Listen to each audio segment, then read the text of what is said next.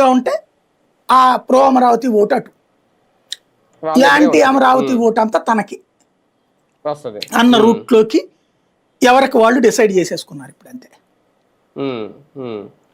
ఈయన అధికారంలోకి రావడానికి బ్రేకులు వేసేలా ఉంటుందా ఆ ప్రో అమరావతి ఓటు? ఇప్పుడు ఈయన సహజం. ఈ మాట్లాడిన మాటలను ప్రాంతాల్లో బట్టి. ఉన్నటువంటి కృష్ణా గుంటూరు జిల్లాల్లో అయితే అది పెద్ద మైనస్ వైసీపీకి. ఎస్. ఈ లోపుగా అభివృద్ధి జరిగేసింది అనుకోండి, స్టేట్ వైడ్గా జగన్కి మైనస్.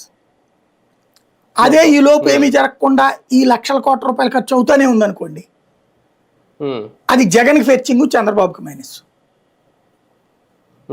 అది అంటే అవసరమైతే మళ్ళీ అప్పుడు ఎలక్షన్ దగ్గరలో ఈయన స్టాండ్ కూడా మార్చుకునే అవకాశం ఏమి ఉండదేమో ఇంకా జగన్మోహన్ రెడ్డి గారు. అదే డెవలప్ అయింది అనుకోండి, ఇక నేను దాన్నే కొనసాగిస్తానని చెప్తాడు.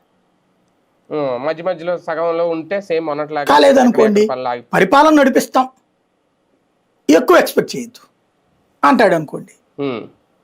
రియల్ ఎస్టేట్ డమాల్, ఇప్పటికే రియల్ ఎస్టేట్ స్టిల్ నౌ ఏం లేదు.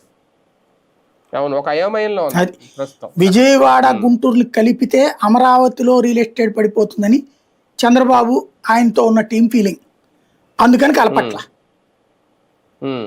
దాని ఇంపాక్ట్ ఈ రెండు ప్రాంతాల్లో కొనాలనుకున్నాడు. ఇప్పుడు నాకు తెలిసిన ఒక 4-5 ఇతర రాష్ట్రాల్లో ఉన్నోళ్ళు ఇన్వెస్ట్ చేయాలనుకున్న వాళ్ళు నాతో అడిగినప్పుడు అక్కడెక్కడ తీసుకొని